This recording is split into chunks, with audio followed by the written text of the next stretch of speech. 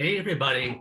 So glad you're here tonight. I'm so excited to celebrate the publication of the Souvenir Museum with you. I wish we had a big old cake with I know, that candles would be on it that I nice. could push to the screen and everyone could participate.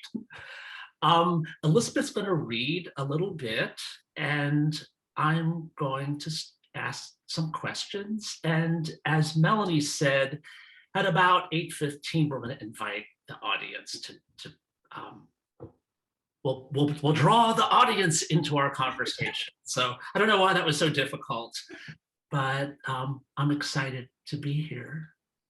Oh, I'm so happy to be here with you. Me I'm too. I'm weirdly nervous. There are, a lot of people here.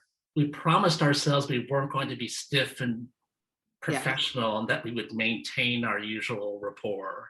call each other dirty Silliness. names, make bad jokes. All right.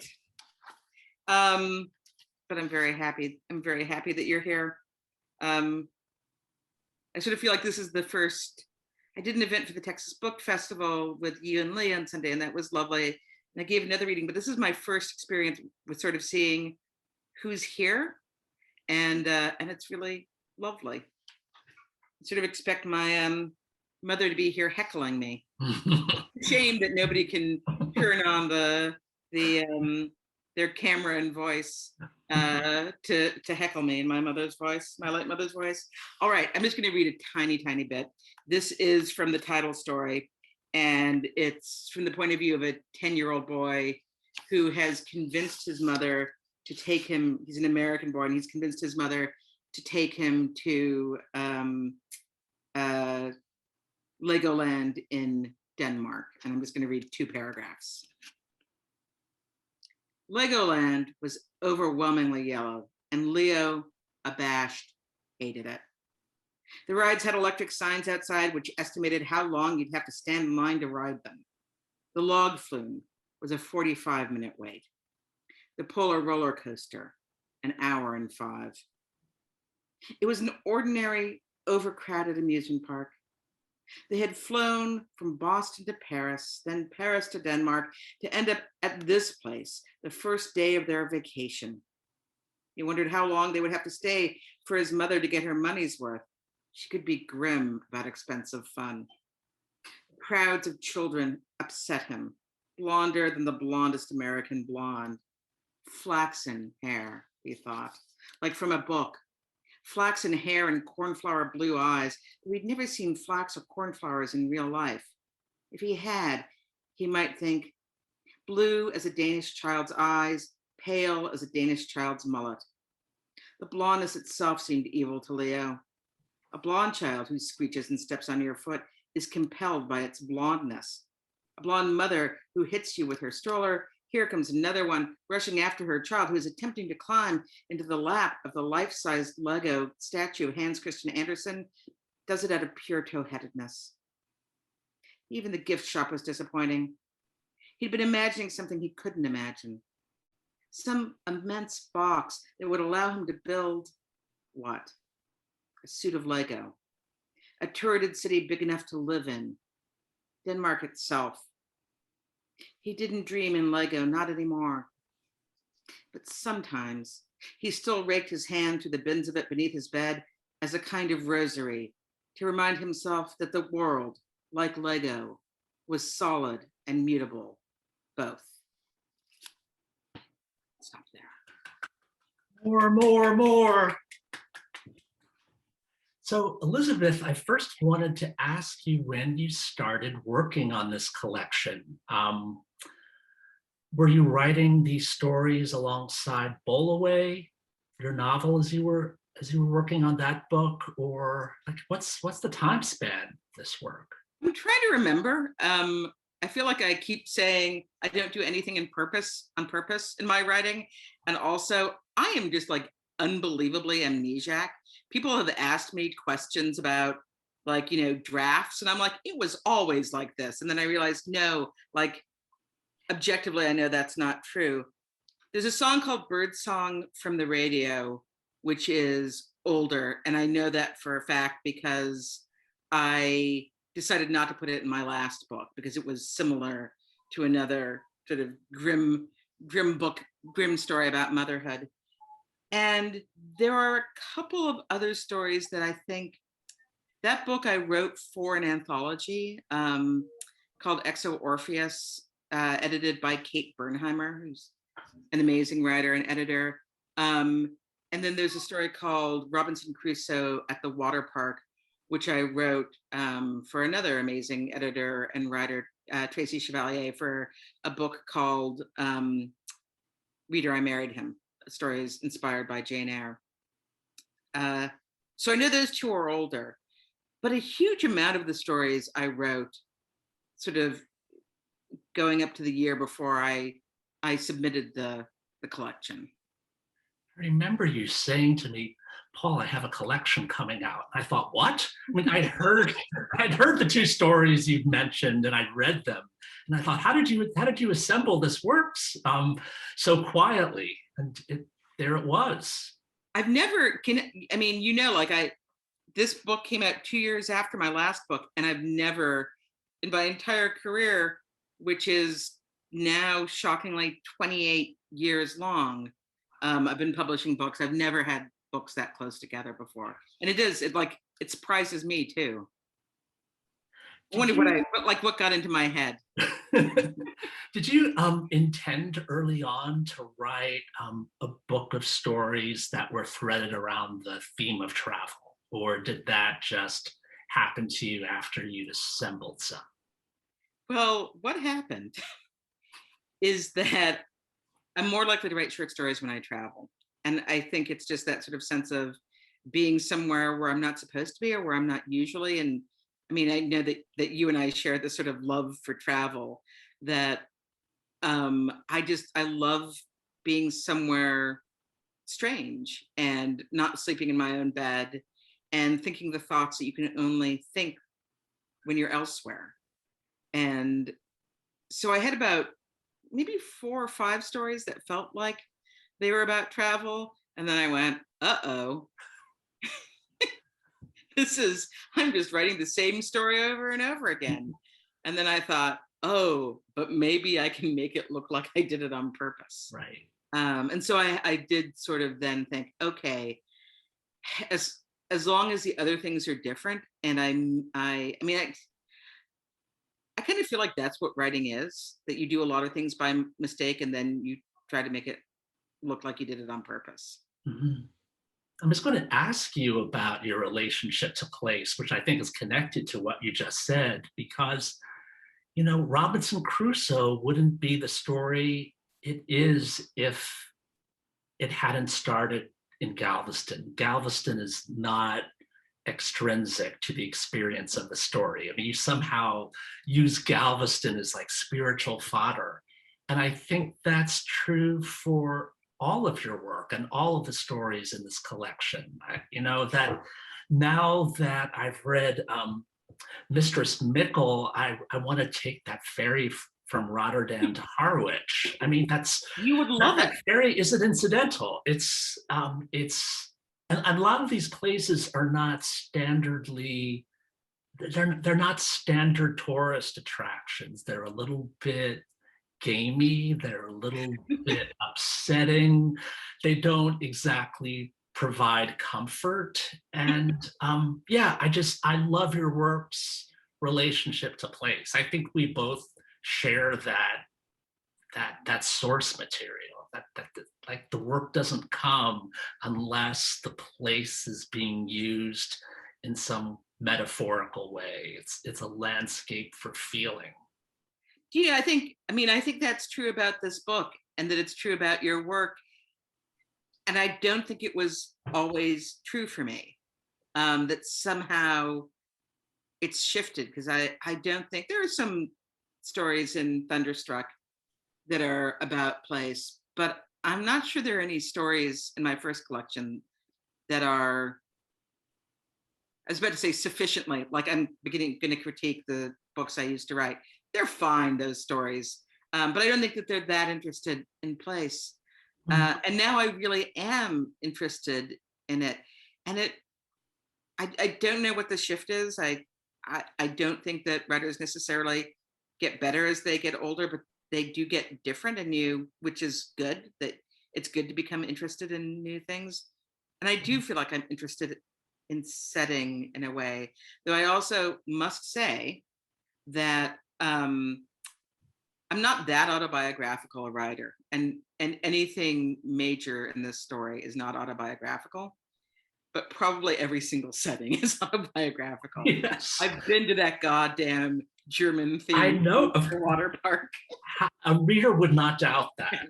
And On that you didn't ferry.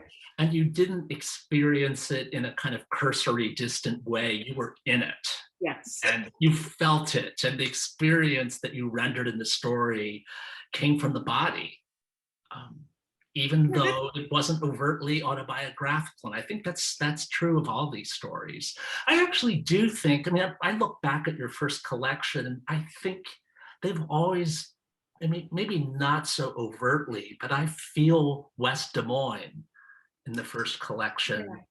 I certainly feel, Brewster and Middle Cape Cod um, in the Giant's House. And yeah, I just think you're like learning to use the full keyboard. You just said about being in those locations in the body, and being in the body has like always been one of my obsessions in writing fiction. And anybody who's ever taken a class from me is, exhaustingly saying, gotta pull yourself into your character's body. And it may just be after all of this time that I have gotten better at pulling myself into my character's body and then outward. Mm-hmm. In the same way that my earlier work, God, what a goddamn pretentious. You have earlier work, my dear. You can call it that. You've earned it. The stuff I used to write. My earlier work. Was I wrote a lot of first person stuff, and now more of my stuff is third person, though now I'm working on first person stuff too, and I like both of them, but I feel like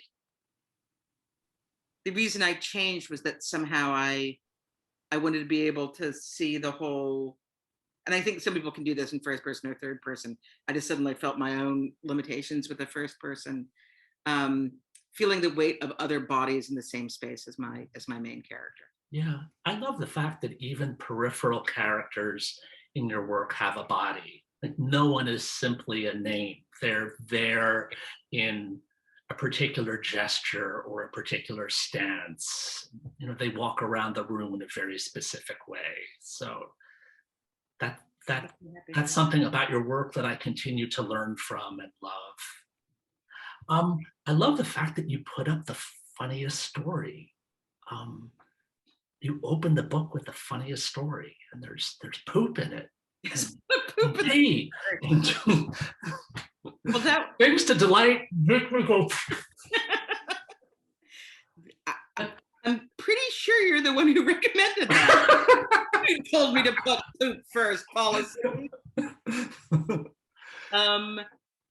Yeah, and I think that was your recommendation, and because there are 5 stories that are about the same 2 characters, and that like my own understanding of the book shifted majorly when I followed your suggestion. Like I feel like when I say that I don't do anything on purpose, I think it's sort of amazing how little I actually do on purpose. And then when I rearrange things, it seems purposeful, because the book opens with that story, which was it's somewhat scatological, and I apologize for that. I mean, I apologize a little bit. I clearly don't feel so sorry about it that I didn't put it first in my story. And it balances with another story at the end, and there are weddings in both stories. And it seems, I think, those 2 stories seem designed to bookend. Yeah. But it didn't occur to me when I was writing them that I was writing those 2 stories as sort of companion pieces, even though now, I mean, I think I just didn't know that I was doing it.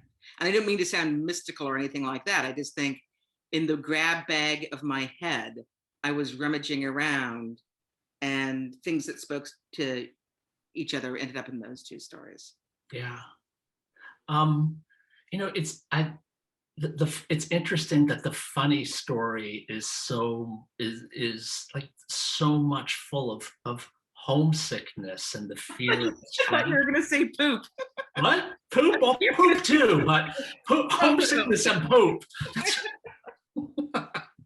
Maybe poop is homesickness, but My story as it is. Yes, that's quite right. That's symbolism. My point is that it's not a light story.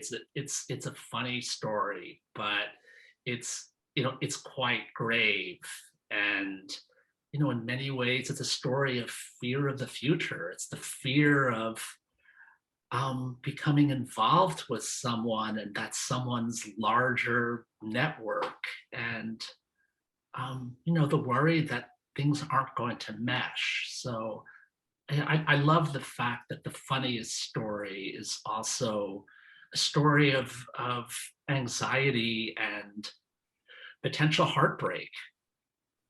Thanks. I feel like those things are, I feel like almost every emotion is close to all the other emotions. They fit together in a pie chart and not a bar chart. And that everything in us that's important is touching the other things. Right. So that humiliation is close to bravery, is close to love, is close to dirty jokes, and that feels. I feel like that often, either when I'm writing or I'm out in public.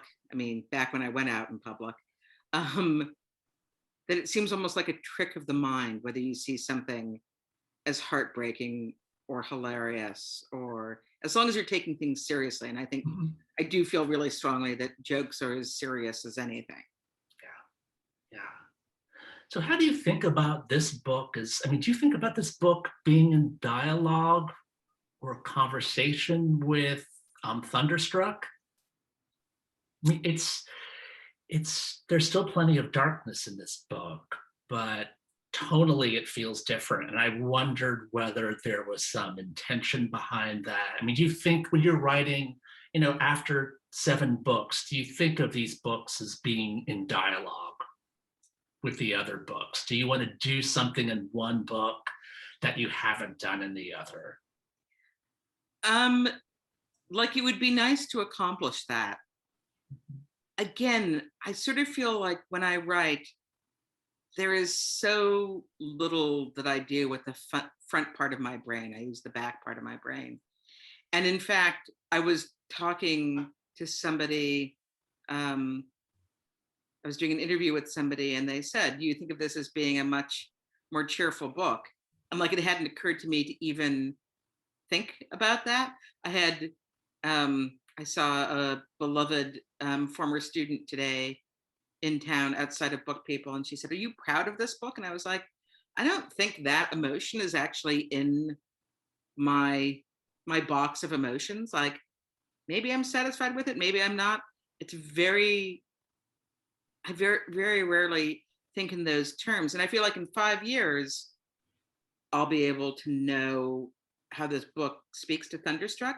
And I feel like there's all sorts of things that I know about Thunderstruck, which came out, 7 years ago, that I can see clearly. I understand why I wrote why I wrote all of those stories, actually. It's so clearly a book about parental anxieties, among other things. But it's very hard for me to characterize something that I've just finished. Yeah. That book feels so overtly death haunted to me from story to story. And there's plenty of darkness in this book. I just think it has a seemingly brighter surface. It feels more buoyant, and that's exciting to read up against what you've done before. There are a couple of stories with like happy endings. Yeah, that's exciting. Those happy endings feel bold and brave. How did you get away with that? I mean, a happy ending that still has, a sense of polarity and emotional complexity about it that isn't too tied up or conclusive. Like perhaps this is something I say when I teach short stories, and I think about it all the time. Which is I read, it was reprinted, I think, in The Guardian. William Boyd, the English novelist and short story writer, wrote an anthology, wrote an introduction to an anthology of great short stories. And he said, of great short stories, so I think this is the thing that all short stories should aim for, that they lead to a complexity of afterthought. And I think about that line all the time, because I feel like that really is, for me, the big difference between short stories and novels. That novels, you can close the book and feel satisfied. Maybe you turn over and start reading it again, but short stories should leave you a little unmoored at the end, I think, and still thinking. I want nothing to be answered for sure at the end of a short story that I write.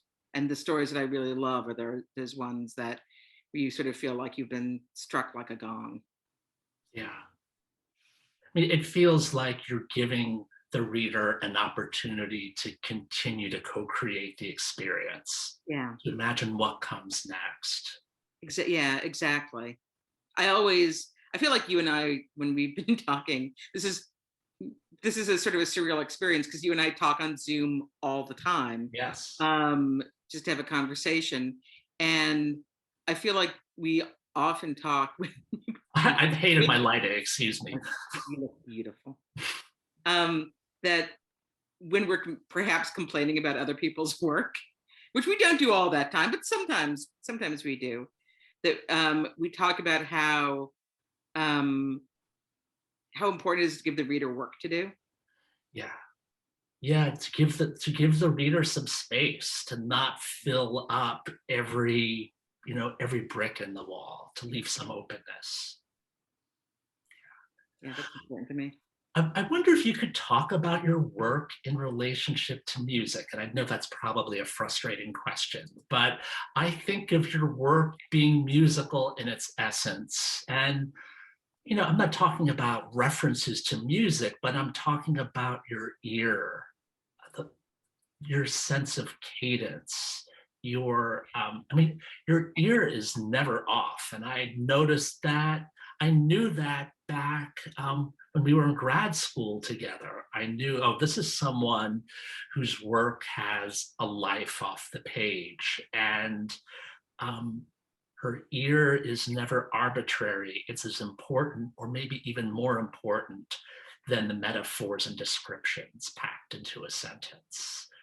So I don't know exactly how one would answer such a question, but I know you read your work aloud, right? I do, because you and I went to graduate school together 33 years ago. This We're in a August. sandbox together. That's right. We were very, very small writers together. And Alan Greganis told us that we all should read our work aloud all the time. And I believed him. And I do think I feel like when I'm writing, I don't hear it. That I sort of feel, I am thinking about how it sounds. I'm thinking about the rhythms and the balance and all of that.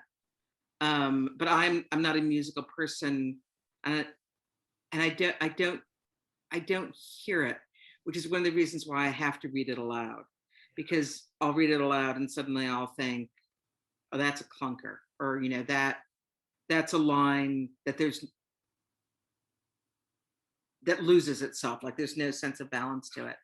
And it is, I mean, for me as a reader, I want to read language that, it might be that it sounds beautiful, and it might just be that it feels beautiful. Like it's almost like a baseline. It's something that I feel within my body, and it doesn't leave my body and come through my ear, if that makes sense. Mm-hmm. Yeah, but it's essential to me.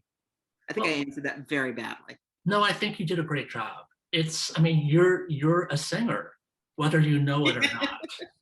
I can think of few contemporary writers who do it so well. I mean, I'm often frustrated in the work, in some work that's just seems so clotted.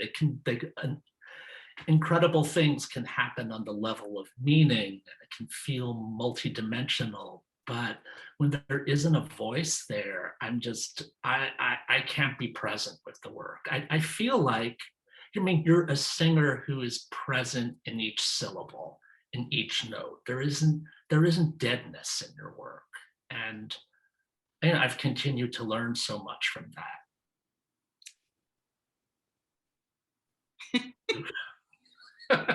Your work is also written, even when you're writing something darkly, it always feels like you're writing out of great pleasure.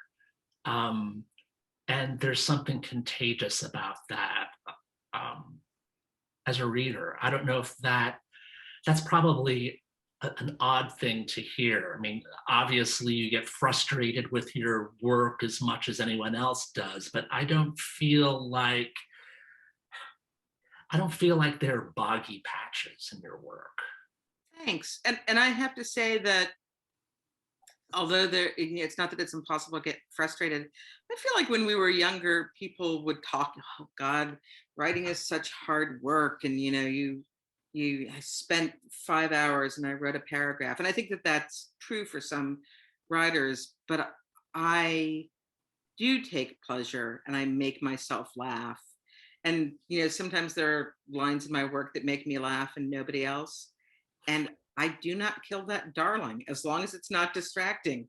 It is in there. And I feel strongly that when you read something and you think, oh wow, the writer must have been fun to write, that it's not evidence of self-indulgence, which I feel like sometimes I worry about it, or people say it's a sign that there is pleasure to be had in this passage, and the author found it, and you can find it too reading it. I think that sort of don't you think so? That Yeah, I think pleasure transmits to the reader. Not, definitely. And it makes the work feel multilateral in some way. That there's something, I mean, I used the word contagious before, but there's like something so entrancing about delight, even especially delight when it's meshed with darkness. Really thrilling to me. What was I going to ask you? I have three. Oh, aphorisms, epigrams. I don't have a fully formed question around that, but you've always there is an aphoristic sense of your work, and that's something that is carried back through all of your 7 books, and you managed to do that in a way that feels organic. It feels like it's in the body, the skeleton of the work, and not imposed on you, on the reader. Like, is there anything to say about that? well, I mean, my dirty secret is the only reason I write is to someday be in Bartlett's quotation. Love books of aphorisms and quotations, and I love the you know maybe I've told you this before, but I know that we don't have to work on only what I've told you before, because I haven't told the other people who are watching this. That when I was in high school, I was absolutely obsessed with Oscar Wilde, and I had a locket with a picture of Oscar Wilde that I wore around my neck, and I I still love Oscar Wilde, and part of it was reading his aphorisms, which appear everywhere in his work, and I love that form. I love Twitter. I love people who are good at one-liners on Twitter. Um, and I love signboards outside of churches and restaurants with funny things on them. I like mysterious postcards of the past that have a single line on them. And I I like putting things into my work that could work in that way too. Do you store these up in your head? Do you put them in a notebook or No, got that going on? no, and generally speaking, every now and then there's like a metaphor that I see something and I think of a metaphor and I'll write it down and try to put it in something. But I'm a terrible note taker in general, and all of the good thinking that I do about writing, I do when I'm composing. So the aphorisms come while I'm writing, and the jokes come when I'm writing, and the metaphors, 98% of them come when I'm writing. Um, who do you think of as being influential to your work, and what other writers have fed your work over the years or continue to feed your work? Gosh, I feel like that, Hard one, perhaps. yeah, because it varies a lot. And I do, sometimes I think about the work that I read when I was in high school, particularly Oscar Wilde, Sylvia Plath, who, like many a teenage girl, I was fascinated by, and I still love her work. Um, and then as I got older, I mean, I feel like it goes all to the, now I was about to say the garbage disposal, but a garbage disposal just makes, liquid garbage. So that's not what I mean. Um, cement mixer? No, I'm not working well with a metaphor here. But I feel like all of the work that's really important to me is influential in some way. And so that includes Grace Paley and Alice Munro and Carson McCullers and Edward P. Jones, who is somebody who I think a lot about. I feel like reading his short stories had a big effect on me just feeling freer about structure, because he's a genius. It's always that line, of course. You don't want to say, oh, like this person. Say it's like, well, Grace Paley was a big influence on me, and that somebody will hear that and go, yeah, you wish.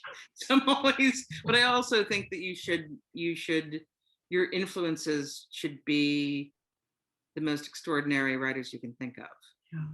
I think it's often the case that a writer's influences might not sound like the writer's work. You know, Yeah, I could catalog my own influences, and I don't think my work sounds anything like theirs, but I feel like I'm being taught somehow. Um, I was, I wonder if we could talk about Provincetown a little bit. I was wondering, we were both fellows at the Fine Arts Works Center together after grad school, and I'm wondering how that place, how the culture of town, particularly in the 1990s, um, shaped your sensibility. Does it continue to be meaningful to you? I mean, do you still reach back to it in your imagination? I do. I go back in my mind all the time. So the first year that I was there was 1990 to 91. Um, and I was fellows there with Ann Patchett, with Michael Klein, um, both of who I adore and whose work I think about a lot. And so I read their work really early on. And the big, I mean, really one of the big things that that year gave me was, besides time, and in 1990, 91, there was very little open in the off season. We arrived on October 1st and we left on May 1st, and there were a handful of bars and restaurants that were open. And there was this just huge amount of time that every day had. So there was that, and it was before the World Wide Web, not before the internet, but before the web and anybody having access to it in their own house. And there was something about the combination of boredom and physical beauty, because it's such an intensely beautiful town. It seems ideal to me in terms of work. I think about it all the time. And we also got to meet people. That you and I were fellows there 92, 93, and we were already friends. But I still sometimes think, like, I stood around and I met Grace Paley at a party. And I hung out with Alan Dugan and had conversations with him. That Or seems so. heard Lucy Brock-Broido. Yes, there she was. Or Frank Bedard, these Yeah. amazing readings in the winter to 20 or 30 people. Yeah. And they were probably some of the best readings those writers ever gave. Yeah. Yeah. I remember readings that Marie Howe gave, and like almost falling out of my chair. I was so transfixed. Cyrus Cassell's reading. Yeah, they were amazing, those readings. Interesting that the two oddballs we are, kind of came into our own as part of a community. I mean, I don't think either of us are basically community-ish. No, isn't that awful? I don't know if that's a terrible confession or not, but I know I came to life there. I came to adult life in so many ways. I was a kid before I arrived there, and I feel like I'm still being taught by that community, still writing for that community. I feel it's an extraordinary place because the work center took us seriously. Yes. Yeah. So before we open it up to the audience, I wanted to ask which newer, younger, or not younger writers are you excited about right now? Whom should we be reading? So this morning, so anybody who is around me right now knows that I like to go swimming at Barton Springs every morning, which is not important. What's important is that I like to drop it into conversation at any moment. It's what I'm doing right now. I suddenly realized, but I was thinking about this book that came out last year, and I have a lot of good friends who had books that came out during the pandemic, but the one that I felt like did not get nearly enough attention is this book called Good Citizens Need Not Fear by Maria Reva. And I think it didn't get much reviewed. And it is, full disclosure, she was a student of mine at the Michener Center, but it is such a brilliant book.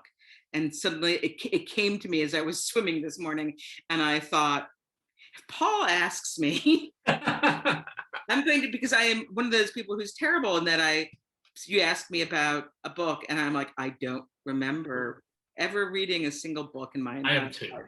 I would turn around and look at the books behind me. But I remembered that book, which is it. And I think I was also thinking about it because it's connected short stories. And it is just sort of so brilliant and strange. And I love it. Yay. Thank you for that recommendation.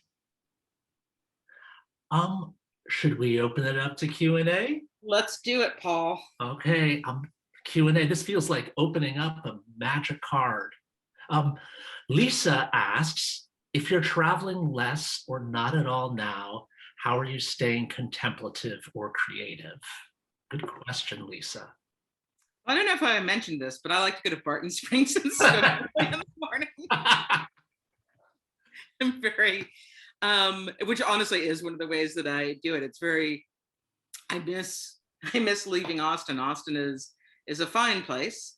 But Barton Springs is kind of amazing. It's this natural spring swimming pool in the center of Austin, and you can see buildings downtown, and you can also see herons flying overhead. And that has been very useful for me. We also went out to the Bolivar Peninsula not that long ago. That's the furthest I've traveled since last March. Um, and I do think that it's hard. Um, yeah, maybe that's the end of the sentence. Lisa, it's hard. But I think it's also, I mean, I go for walks sometimes. I miss airport bars. That's not really about contemplation, but I miss those very particular ways of being by myself in public. Yeah, yeah. Most of those airport bars, the ones I've seen, they're closed right now anyway, sadly. I have one more question, but I think we're going to go through this list. So Timothy asks, do you feel like living in a location that is not your natural environment contributes to your increased attention to it? Yeah, I bet that's it. Actually, that's a huge part of it because I'm married to an Englishman, and when we moved here, he was like, Texas is very strange, and I kept saying, for me, it's another country for me as well. And I think I think it's also, I really love Texans, and they're very aware of being Texans in a way that people are not aware of what state they're from otherwise. I think that's fair. And Where to? being around people who are aware of what state they're from makes me more aware of where I'm from, I think. Mhm, mhm. You haven't put Austin into any work yet, have you? There's the story that takes place mostly in vintage shops is an Austin Okay, story, but okay, there's not that much telling Austin detail except for the grackles. okay. And then there's the Galveston story, which isn't Austin certainly, but there is a Texas story. So, all right. Jane asks, "What are your opinions about flash fiction? Do you read it? Do you read it? Are you writing any flash?" I read flash fiction and I love it. I have never written any flash fiction because I feel like I'm always trying to not write a 40-page short story. It's somehow sort of in that question of music. It's not the form that I think in, but I really love flash fiction. Dear Vincent has a question. Elizabeth, congrats on the new book. You've said in the past that a character's bad habits can never become a story's bad habits. I wonder what you think of Sadie and Jack's bad habits. I wonder what you think Sadie and Jack's bad habits are. I'm conducting myself. And how do you avoid making them the story's bad habits? So yeah, when I teach, I often say in early drafts of stories, a character's bad habits can become the story's bad habits. So that if your main character, because you're really sympathetic to them, is a very evasive character, then the story can become evasive and not paying attention to what it should. Or if you have a main character who is quite charming and tries to charm people, the story can be all charm and no substance. I think that Sadie and Jack's bad habits are probably a certain kind of evasiveness, but most of all, especially for Sadie, not representing her true self, sort of hiding it away for the sake of other people's, to give other people room. And it was hard to write her in early drafts of stuff, and still not sure that I got it right. Her instinct as a person, I think, is to make herself as small in the corner of any story as possible. And I had to make sure that she didn't get away with that. Mhm, mhm. These are the characters who are in 5 of the stories, the 5 connected stories. Dear Patty O'Neill has a question. I remember you commenting somewhere that someone gave you the permission to feel that short stories were as valid as novels or something like that. I think it was around Thunderstruck time. Who was it, and can you talk about it?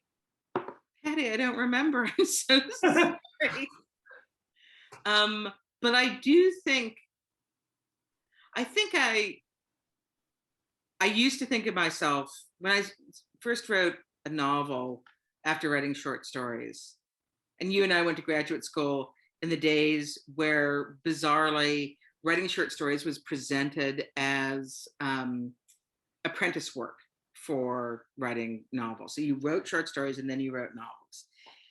And once I started writing novels, I thought, oh gosh, I'm really a novelist, because for that same reason that I have a hard time with flash fiction, is that I'm always trying to figure out how much stuff I can cram into anything that I write.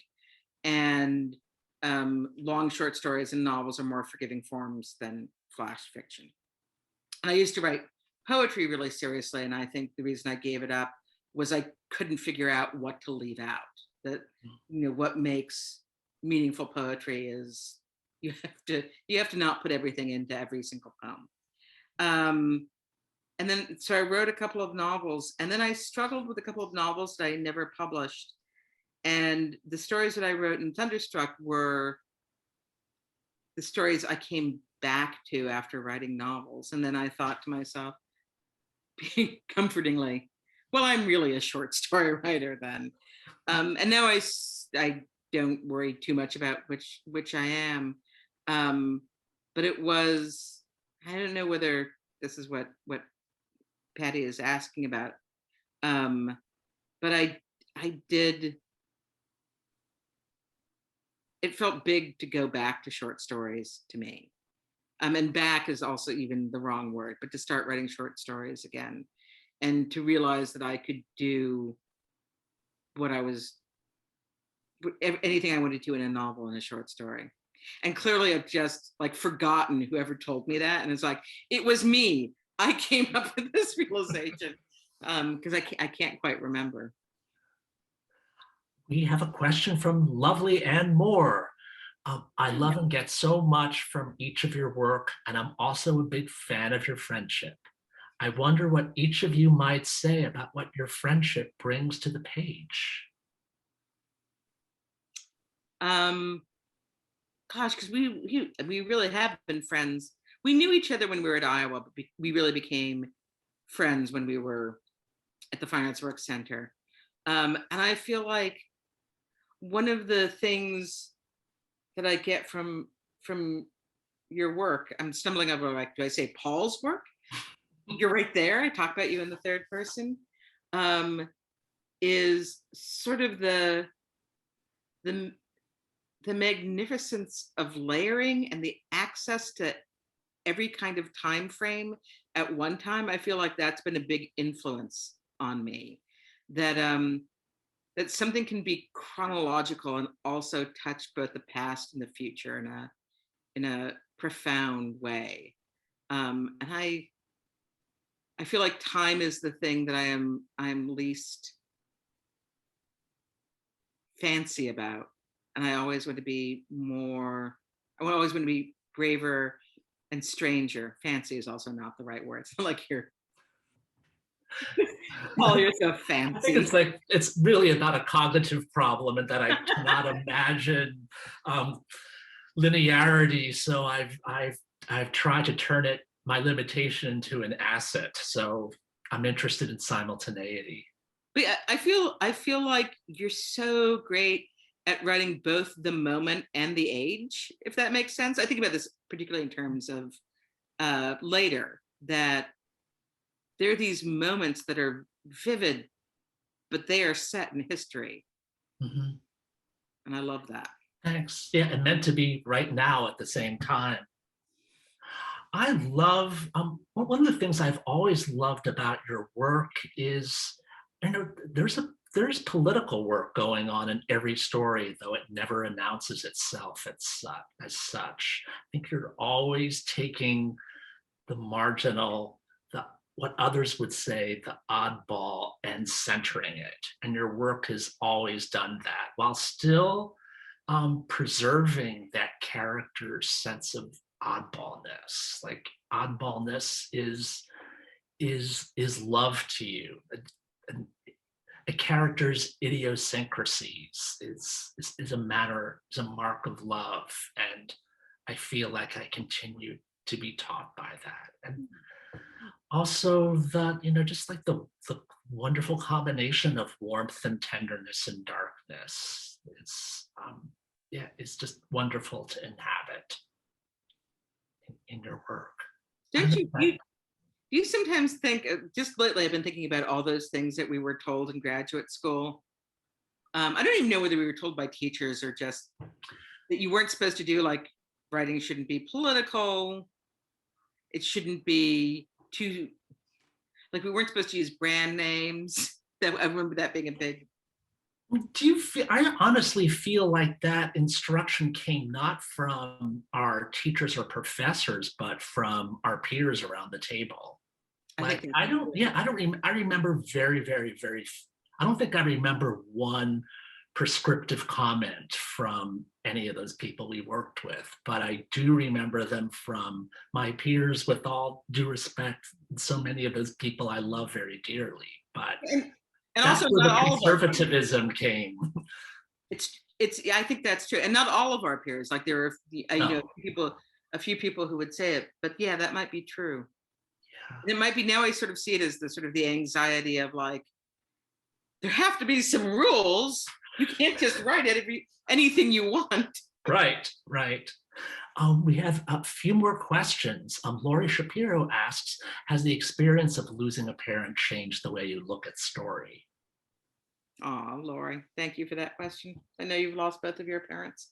Um, yeah, both of it's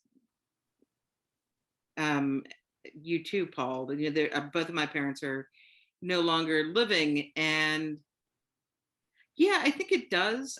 I certainly know. To me, one of the biggest differences between the stories that I wrote when I was younger and the stories that I write now is that I understand event in a much different way. I understand a single thing happening and its ramifications in a way I think I didn't when I was younger. And certainly my parents' death is part of that. I also thought, that I was very lucky to have parents who never complained about the stuff I wrote about. So I think for some people it might be different in that way, and it's not for me. But there is something about being. I have other relatives who are from my parents' generation, but there is something. It is a little like the ceiling is gone. Mhm. Diana asks, I frequently listen to T.C. Boyle's reading of Tobias Wolff's Bullet in the Brain.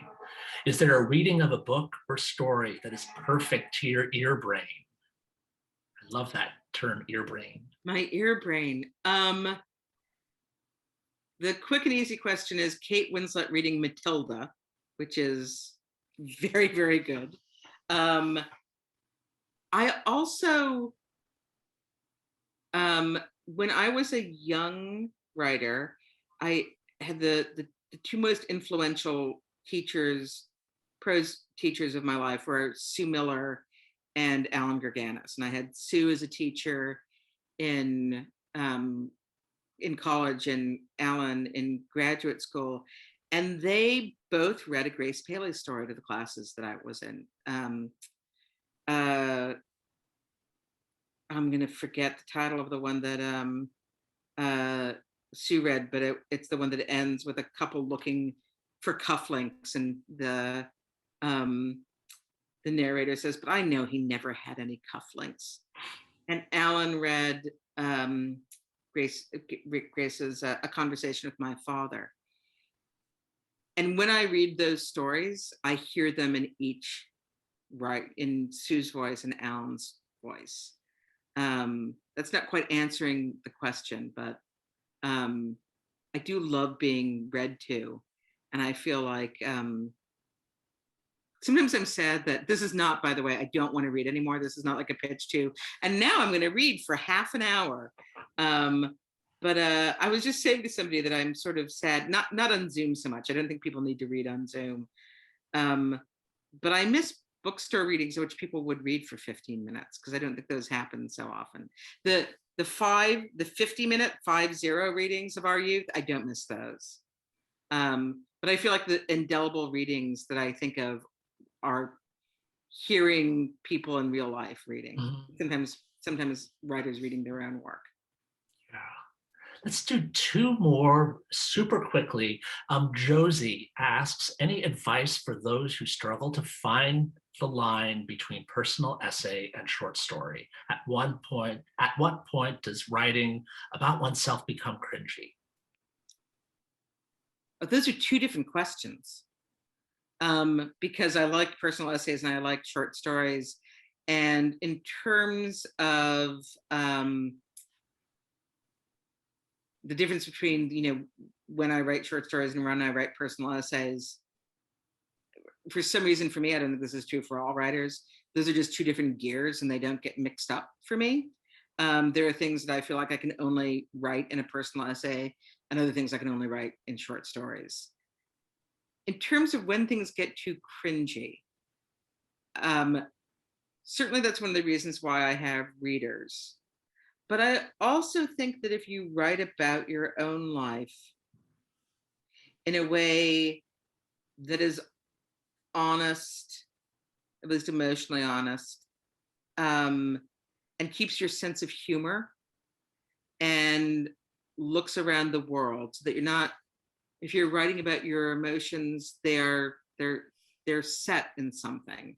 They're not all by themselves, then it won't be cringy. I think, I have a great appetite. I don't have a great appetite for writing about stuff that is deeply personal, but I do love reading work that's incredibly personal. I know we're both fans of Maggie Nelson, and part of it is that for her the personal is right there with the intellectual. Thought and experience are right next to each other, and that as long as you write about all of it, that's what makes it not cringy for me as a reader. Yeah. So the final question is from lovely Ruman Alam. What's the best thing you've read in the past strange year, or something you've read that helped you navigate this past strange year?